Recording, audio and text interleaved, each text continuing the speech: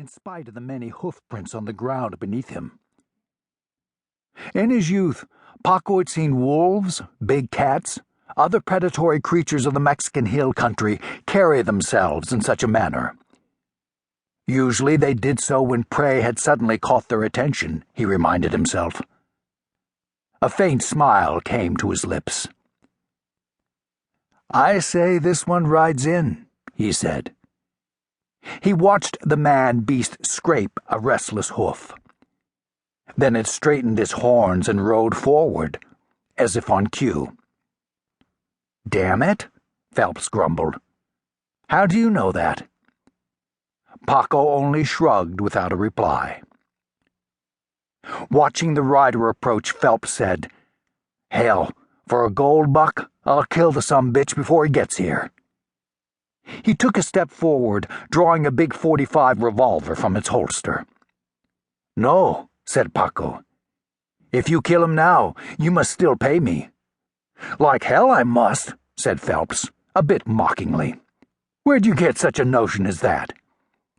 Yet, even as he questioned the Mexican, he lowered the .45 back into its leather.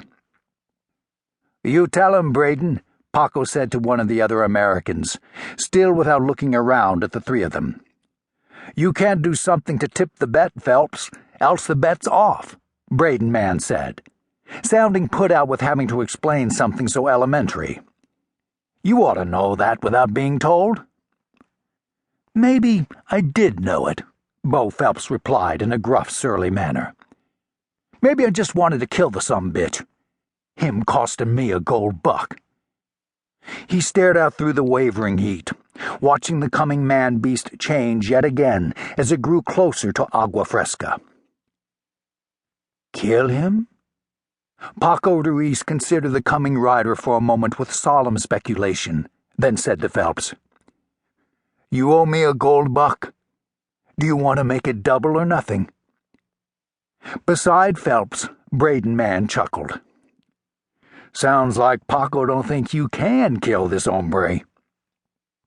"Maybe Paco would like to know how it feels to get my boot toe jammed up his—" His words stopped short as Paco's dark eyes cut around toward him.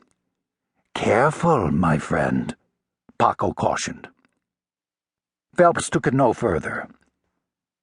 He hadn't been riding with Quinn Madsen and his gang long, but he'd already learned that Paco Ruiz was a serious man, not one to tolerate threats, even ones made in a half-joking manner.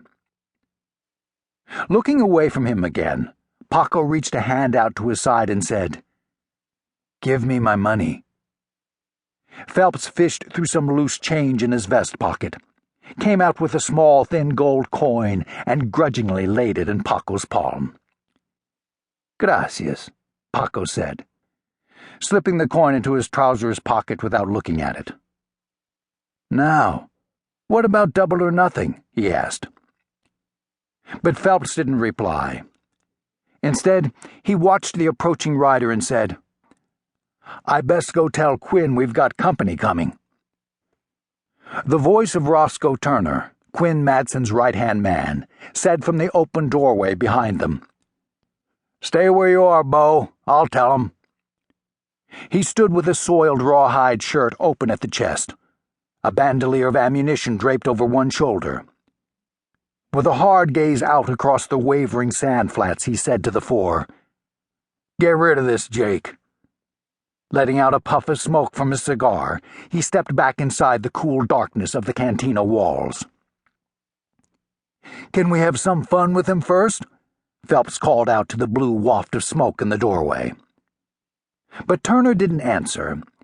He'd already returned to the bar, where he'd stood drinking with Quinn and 5 more hardened gunmen, all from along the Texas border. "What have they got out there?" Quinn Madsen asked, swirling his wooden cup of tequila in his fist. "A rider," said Turner. "Some flea-bitten drifter, like as not." He picked up his own wooden cup of tequila and took a deep drink from it. "I told the new man, Phelps, to get rid of him. We don't need punk wood drifters hanging around, stinking up the place." Madsen nodded. "Unless you meant for Phelps to kill him, you should have made it clear."